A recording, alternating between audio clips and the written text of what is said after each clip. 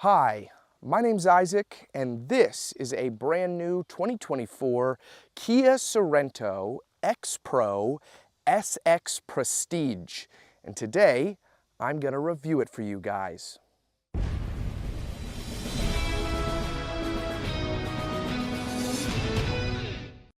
Starting out up front on the Sorento, the first thing I'd like to highlight is just how cool this thing looks. That's not something you'd normally say about a Kia, but in the last few years, Kia has really improved their design language across their lineup, and this Sorento is more sleek and aggressive looking than I think it's ever looked in the past. I am really impressed with the overall look of this thing, especially up front here. I love the LED daytime running lights that you get right here, and you have this cascading LED headlight housing. Then down here, hidden kind of in the lower portion of the front end, you have fog lights, parking sensors dot the front end, and you'll have a camera here in the grille for the 360-degree camera system. That also turns on when you are pulling into a parking spot to show you how close you're getting to a vehicle. It's incredibly useful. And then you have the new Kia logo up here, which I think, again, aids in the redefining of the Kia brand in recent years. I think especially when we get to the interior, you're really going to be impressed with what this SUV has to offer. I know I was. It's very cool. All right, I'm about to go under the hood and talk about all the specs, but you'll have to forgive me because as I'm recording this ADR, I'm starting to get sick, so my voice is really raspy. And if you don't want to forgive me, that's fine too. Probably should have taken more vitamin C. But underneath the hood, this is powered by a 2.5-liter turbocharged inline 4-cylinder, making 281 horsepower and 311 pound-feet of torque. And that is paired to an 8-speed automatic transmission. Moving to the profile of the Sorento X Pro, part of that X Pro package is the fact that you'll get these blacked out 17-inch wheels. You'll have 235/65R BF Goodrich trail terrain TAs around those wheels. Then you'll have these matte black fender flares. And then moving up here, you will have a turn signal indicator in the mirror cap, a camera down here, and then there is also blind spot monitoring and their power adjusting. This does have keyless entry, so if I have the key in my pocket, I can just tap lock. That will lock the vehicle, fold the mirrors in, and then I can put my hand back here, open it up, and that will unlock it. Moving down the profile, I just again want to compliment the styling of this. I think it's much, much more aggressive than it has been in the past. It's a very cool looking 3-row SUV. Coming to the back here, you'll have parking sensors at the bottom, your Sorento badge, X Pro, the new Kia logo, a backup camera right here, and then up here, there's another camera. That's going to be a little bit of a mystery. We'll talk about that when we move to the interior. Now, before we move into the rear, I want to talk about the key fob very quickly. It's a very unique key fob. Kia is known for their unique key fobs. All your buttons are here on the side. You'll of course have lock, unlock, panic. You also have the ability to open this up from the key, and remote start is over here. Now if I hit this button and I hold, you'll notice it actually lights up green on the key fob. I think that's a nice little detail. You don't really see a light like that all the time, especially lighting up the Kia logo. I think that's cool. Your third row is up right here, so you don't have a ton of storage space back here. You get a little bit, then folding this up, you can see there is a little bit of storage underneath here as well, and a jack kit. Now, you can drop these seats. It's hard to do with one hand, but you can do it, and give yourself better storage back here. And if you'd like even more storage, there are buttons right here. You can tap this, for example, and that's going to fold your second row seats down. So that's very, very handy. You get a fair bit of storage space back here overall with the second and third row down. so it is pretty comparable to most of its competition. Moving to the interior of the Sorento, it is incredibly luxurious in here. It is frankly shocking that this is a Kia. I mean, look at these seats. They are so nicely stitched. The door gets that as well. They're powered with power lumbar support. You get heating and ventilating. It really does feel more like a luxury car than what Kias have felt like in the past. You get this like wood material here on the dashboard. That also continues into the doors. It feels very premium. Now I'm going to take you through all the features, starting with the door panel, and we'll move over. So you'll have your window controls right here, your lock and unlock, your power folding mirror button if you'd like to do that. You have your seat memory settings.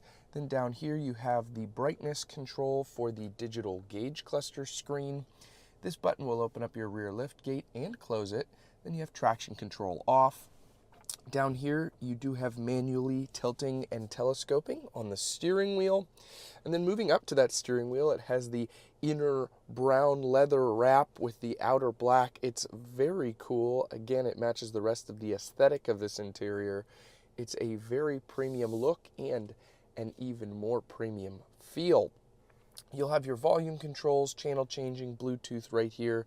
And then these controls are for your like radar guided cruise control, and you have the ability to change some stuff here in the digital gauge cluster screen. Not a ton that you can cycle through, but it does give you your standard different settings you'd expect on a screen like this, like your trip, your tire pressure, stuff like that. Now, it is going to tell you the temperature on here, and you have two completely digital gauges, and down here there is a drive mode selector. If you spin that into Eco, that changes the look. Sport changes it. Unfortunately, Smart and Snow don't change. They're the same as normal, so I wish there was like a little flash of snowflakes or something in the gauge there, but you do get a little bit of customization that'll pop up on here. Another amazing feature that this digital gauge cluster screen has is if you turn the turn signal on, the camera in the mirror will turn on and give you your blind spot. That works on both sides. Incredibly useful. Kias and Hyundais have this. I wish every manufacturer had it. It is an incredibly helpful feature, and I'm going to imagine it probably cuts down on a lot of accidents. So I really like that that's included. You'll have paddle shifters right here. Not exactly the sportiest SUV, but it's fun that those are included. And then down here, you'll have your push button start. Over here, I guess we'll talk about the radio first and then we'll move down, because there's some interesting quirks in this general vicinity. The radio is very neat. I like how the screen, while it is separate from the gauge cluster screen, it looks like it's one continuous bezeled long screen, though it's not exactly how it works. The screen cuts off right around here where it says Goobert. It gave me the option to make a profile name for this car, and I made it Goobert because I thought that was really funny. I gave myself a laugh that lasted probably too long typing that in the other day when I got this car. I'm like, oh, profile, what do I name it? And I don't know why, but I just came up with that. So you gotta laugh a little sometimes. You'll have navigation on here. This does, of course, have Apple CarPlay and Android Auto, so it's nice to have that incorporated in. You have some other cool features like voice memo. If you're thinking of something really important, you can record a voice memo and that will pop up. Valet mode here. You have some other diagnostics and setup. Now, if I throw this thing into reverse, this has a fantastic backup camera screen and a top-down view. The lines turn with the wheel as you turn the steering wheel. And then frankly, this has to be the best camera view I've ever seen in my life on any vehicle. And again, I can't believe it's here on a Kia. So it throws you into this view. And I have reviewed a couple of Hyundais with this feature, and I thought it just gives you this kind of 3D view. Let's back up a little here. You know, it shows the wheels moving and stuff. But what I didn't realize I actually discovered with this car is you can drag and move, and you have a complete 360 degree view of the car. So if I, continue to back up here, this is absolutely unbelievable. And I can move the camera to wherever I want, and I can continue backing up. It is absolutely stellar. I am blown away by that. It's the coolest thing I have maybe ever seen in a camera system on a car. I think it's absolutely fantastic and a stunning, stunning use of the 360 degree camera system. I mean, this is the 360 top down, but this gives a whole new meaning to 360 here. It really is very, very impressive. Putting it back into park, coming down here to your climate controls. Now you might be wondering, well, Isaac, how do you turn up the volume? Your climate controls are down here. Is that like relegated to the screen? Do I have to use the steering wheel volume? No, there is actually volume controls hidden in here, but you might not be able to find them right away. It's very interesting. I've had a few people in this car throughout the week, and my big challenge to them is turn the volume up without using the steering wheel. And of course, everybody goes into the screen and they try to navigate this all, but the way that you actually can do that is, as you see, you have your climate controls right here. Clicking this little arrow switches it from your climate controls to your volume rocker right here, and then you have the channel changing over there, I believe, and then your map, media, stuff like that, and then tap that again, boom, you're right back to your climate controls. You can adjust the fan speed, you adjust your temperature right here. It is a really neat little party trick, though I have to imagine that's gotta be confusing for some people that aren't familiar with technology in cars as much. I know if I was presented with this car and wasn't told how to do this, I would be completely lost. If it was on this screen, I'd be like, I guess I just don't have the ability to change the climate controls in here. So I'm sure dealerships probably give a walkthrough on how to do that. But that is very unique, maybe a little bit over-engineered, but a very cool party trick. Then down here, you'll have two USB-Cs, a wireless charger. I really like this wireless charger. Your phone doesn't go anywhere. It doesn't slide all over the place. It's very useful. Then the aforementioned heated and ventilated seat controls right there. And your shifter is a normal shifter. Hooray! It's not some sort of dial or button that you have to learn. You do have to learn the climate control radio volume thing, but the shifter is normal. And there is no complicated bells and whistles or quirks with that. Then down here, you will have your center locker and that drive mode select dial right here. You have a few cup holders, auto engine start stop, your rear parking sensors, the camera button, if you want to pull that up, maybe you're pulling forward and you want to pull into a parking spot, that will help you there. Your electronic parking brake, heated steering wheel, which is always a welcome addition, auto hold, so if you're at a stoplight, it'll hold you automatically in the gear, even if your foot is off the brake, and then hill descent control. Opening this up, you can see I have been using this car. I have my Altoids in there and my zinc. But you can fit quite a few things in there, and then this little storage cubby pops out as well. Moving up top here, you have a regular mirror, but it's not just a regular mirror. Perhaps you have a full back row and you can't see past those people's heads.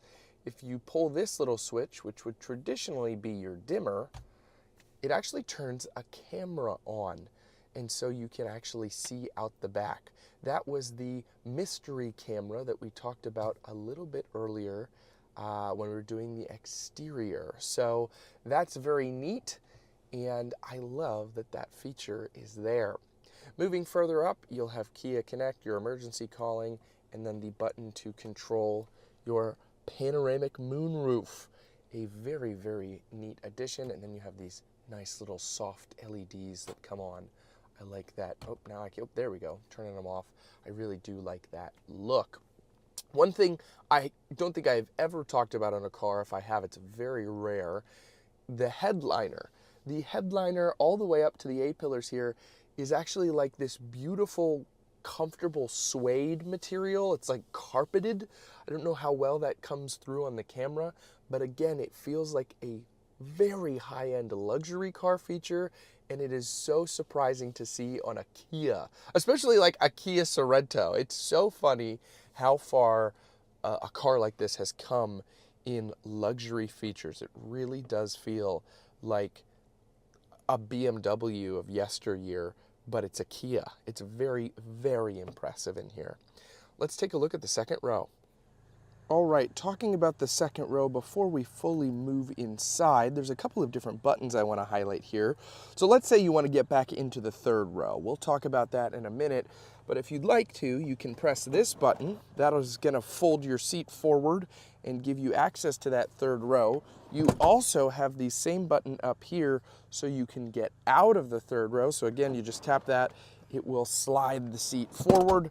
And then if you'd like to fold this second row seat down, you can pull this grab handle right here, and I have the seat too far back, but it would fold like that. So a lot of usability back here. If you're not gonna have passengers in the second row, there's still a lot of function there. So you have some nice little cargo pockets right there, climate vents, a household power outlet down there, as well as a 12 volt. And then on the door panel, you have your window controls and the second row heated seats. Yes, this has second row heated seats. Very snazzy. And you get cup holders here in the door. Pulling this up, you have that little shade that you always messed with as a child. If you were a child of the early 2000s and your parents had a minivan. You know, I had the non-DVD option Honda Odyssey, so this was my entertainment when I was a child. I think we actually sold the van and that still worked. I don't think I ever broke it. So very nice to have those little sunshades. Then you have chargers here in the seats. What a fun, unique thing that is. And you get a pretty good view out of the panoramic moonroof here.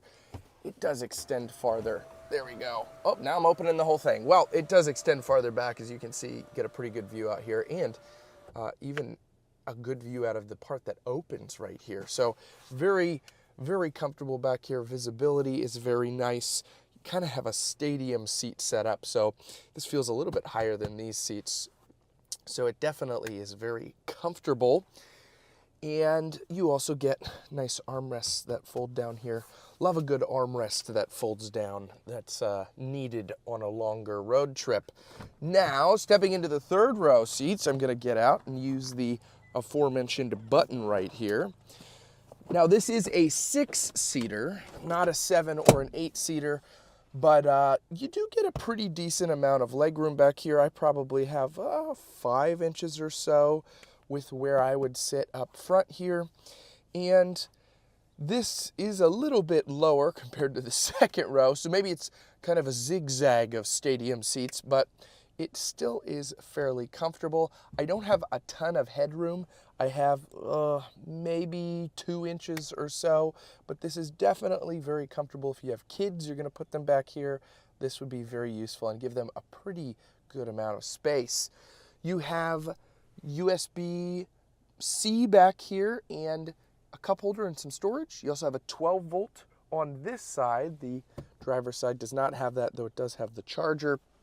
And then you do have a button right here to fold the second row down. Again, if you'd like to do that from here, as you can see, I still have the first row seats too far forward to that for that to really be effective, but you get the general gist. It does work back here, and it is a useful third row that is definitely very functional. Let's take this thing for a ride. All right, driving the Kia Sorento X-Line SX Prestige. That is a very long name for a very fun and luxurious SUV. This thing handles very well. I've been very impressed by it overall. I've driven it quite a bit this week, and it's been very smooth, incredibly comfortable, And it doesn't really feel like a 3-row SUV. It feels more similar to a 2-row. You know, it's a small form factor, all things considered, but you do get the benefit of those added seats in the back.